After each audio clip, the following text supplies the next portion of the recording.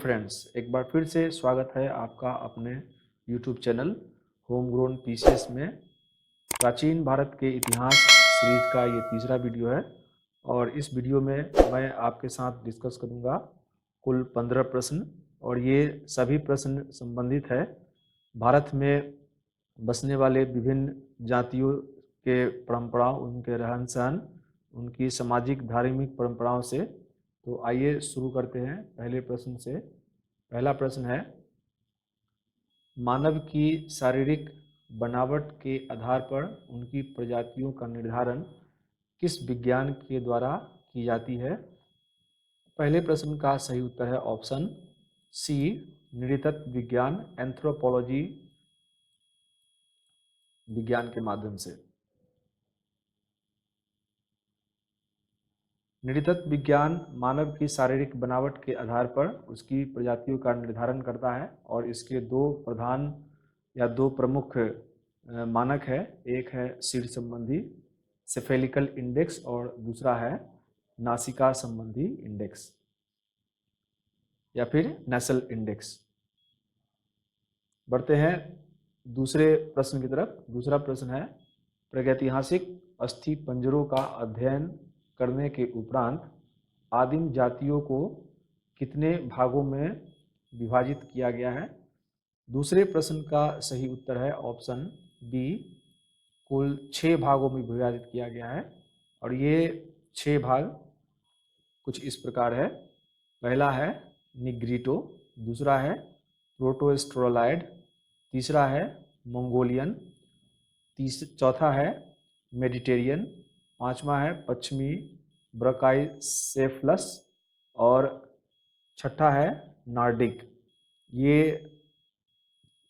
भारत में बसने वाले 6 प्रमुख जनजातियां हैं जो प्राचीन समय से ही भारत में बस रहे हैं और उनके कुछ लक्षण जो है अभी भी बसने वाले जो जाति समुदाय है उनमें विद्यमान है। बढ़ते हैं तीसरे प्रश्न की तरफ।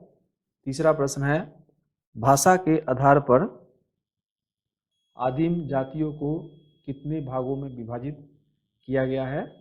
तीसरे प्रश्न का सही उत्तर है ऑप्शन सी, 4। भाषा के आधार पर आदिम जातियों को 4 भागों में बांटा गया है और वो चारों कुछ इस प्रकार हैं। ऑस्ट्रिक, दूसरा है द्रवियन, तीसरा है इंडो यूरोपियन और चौथा है तिब्बत चाइनीज। बढ़ते हैं चौथे प्रश्न की तरफ। चौथा प्रश्न है, निम्नलिखित में से कौन भारत की सबसे प्राचीन प्रजाति है? चौथे प्रश्न का सही उत्तर है ऑप्शन ए, नेग्रेटो। नेग्रेटो प्रजाति की कुछ लक्षण है और उनका वर्तमान समय में भी प्रभाव दिखता है। निग्रिटो प्रजाति आज स्वतंत्र रूप से कहीं मिलती नहीं, लेकिन अंडमान निकोबार, कोचीन, ट्रावनकोर में बसने वाले कादर और पाइलिन जनजातियों में उसके कुछ लक्षण मिलते हैं।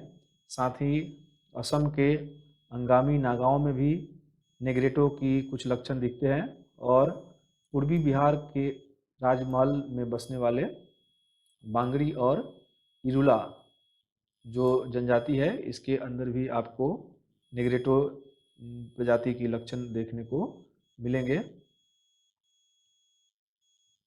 नेग्रेटो प्रजाति की जो विशेषता थी वो मैंने यहाँ पे आपके लिए लिख कर रखा है। उनका कद जो होता है वो अक्सर नाटे कद के होते थे। सर चौड़ा, मोटे होठ, चौड़ी नाक और रंग उनका काला होता था। बढ़ते हैं पांचवें प्रश्न की तरफ। पांचवा प्रश्न है, निम्नलिखित में से कौन से प्रजाति ने धनुष बाण की खोज की थी? पांचवें प्रश्न का भी सही उत्तर है ऑप्शन ए, नेग्रिटो। नेग्रिटो प्रजाति का कुछ और देन है जो इस प्रकार है। नेग्रिटो प्रजाति की कुछ प्रमुख देन जिसमें बट और पीपल के पेड़ की पूजा, मृतकों की आत्मा और गर्भाधान संबंधी मान्यताओं, तीसरा है स्वर्ग पथ पर दानवों की पहरेदारी संबंधी विश्वास नेग्रिटो प्रभाव से ही प्रचलित है। ये तीनों प्रथाएं आज भी हमारे समाज में देखने को मिलता है। बढ़ते हैं छठे प्रश्न की तरफ। संस्कृत साहित्य में उल्लेखित निषाद जाति किस वर्ग की है? छठे प्रश्न का सही उत्तर है ऑप्शन बी, प्रोटोस्ट्रोलाइड। आपने निषाद शब्द का यूज रामायण में भी सुना होगा। जब श्री रामचंद्र जी वन प्रस्थान कर रहे थे तो उनको एक नदी पार कराने में इस जाति के प्रमुख ने मदद की थी।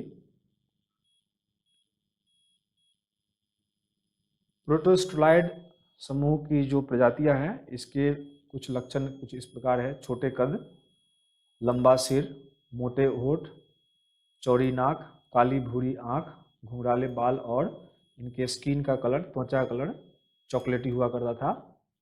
बढ़ते हैं सातवें प्रश्न की तरफ। सातवां प्रश्न है धार्मिक कार्यों में तांबुल, सिंदूर और हल्दी का प्रयोग किस प्रजाति की देन है? सातवें प्रश्न का सही उत्तर है ऑप्शन सी, प्रोटोस्ट्रोलाइड समूह। प्रोटोस्ट्रोलाइड प्रजाति का ही देन है तांबुल का प्रयोग या सिंदूर या आज की डेट में जो हल्दी का यूज हम लोग देखते हैं ये इन्हीं का देन माना जाता है। प्रोटोस्ट्रोलाइड समूह की कुछ और भी देन है जो इस प्रकार है। लिंगोपासना आज भी भारत में, दक्षिण भारत में खासकर बहुत ही प्रचलित है ये। न्योछावर प्रथा, चंद्रमा की कलाओं के अनुसार उसकी तिथि गणना, नाग पूजा, मकर पूजा, हाथी या कच्छप की पूजा, ये सब प्रोटोस्ट्रोलाइड प्रजाति की देन है जो भारत में अभी खासा प्रचलित है। बढ़ते हैं आठवें प्रश्न की तरफ। आठवां प्रश्न है मंगोलॉयड प्रजाति के संदर्भ में निम्नलिखित कथन में से कौन सा या से कथन सत्य है? ऑप्शन ए है यह जनजाति पूरब की ओर से भारत में प्रवेश किया था। ऑप्शन ए सही है, ये पूरब से ही भारत में प्रवेश किया था। इसकी भाषा चीनी तिब्बती समूह की थी। ऑप्शन बी भी सही है। ऑप्शन सी है इसके प्रभाव से ही भारतीय संस्कृति में तंत्र, वामाचार और शक्ति पूजा का आविर्भाव हुआ था। ऑप्शन सी भी सही है। ऑप्शन डी है हड़प्पा से इस प्रजाति के प्रमाण मिलते हैं। ऑप्शन डी यहाँ पे गलत है, हड़प्पा से नहीं, इसके प्रमाण मोहनजोदड़ो से मिले हैं। इस प्रकार आठवें प्रश्न का सही उत्तर होगा ऑप्शन ई, इनमें से कोई नहीं या एक से अधिक, क्योंकि इसमें एक से अधिक सही है, ए, बी और सी, इसलिए इसका आंसर हो जाएगा ई। बढ़ते हैं नौवें प्रश्न की तरफ। नौवां प्रश्न है भारत में अश्लील धार्मिक कृत्यों का आविर्भाव किस प्रजाति की देन है? नौवें प्रश्न का सही उत्तर है ऑप्शन ए, मंगोलॉयड।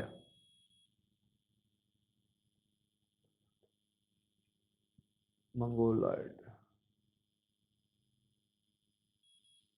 10वां प्रश्न है निम्नलिखित में से किस प्रजाति के वंशज बड़ी संख्या में भारत में अभी भी विद्वान है?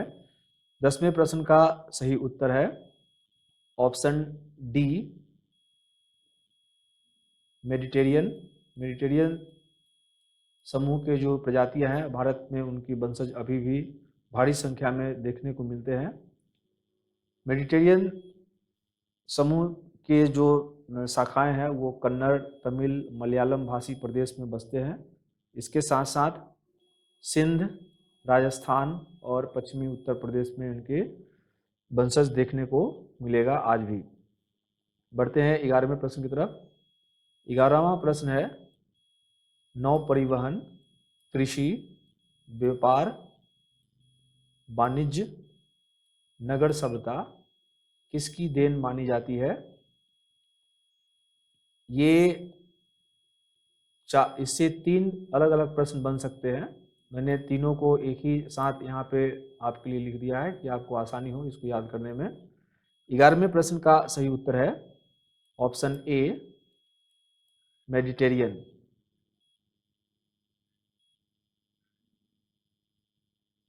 12वां प्रश्न है मुंबई के पारसियों में किस प्रजाति के लक्षण पाए जाते हैं।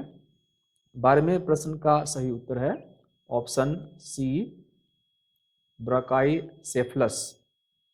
ब्राकाईसेफलस प्रजाति के लक्षण जो है मुंबई में बसने वाले पारसियों के अंदर अभी भी देखने को मिलता है। बढ़ते हैं 13वें प्रश्न की तरफ। 13वां प्रश्न है निम्नलिखित में से किस प्रजाति को आर्यों का प्रतिनिधि और हिंदू सभ्यता का जनक माना जाता है। 13वें प्रश्न का सही उत्तर है नार्डिक।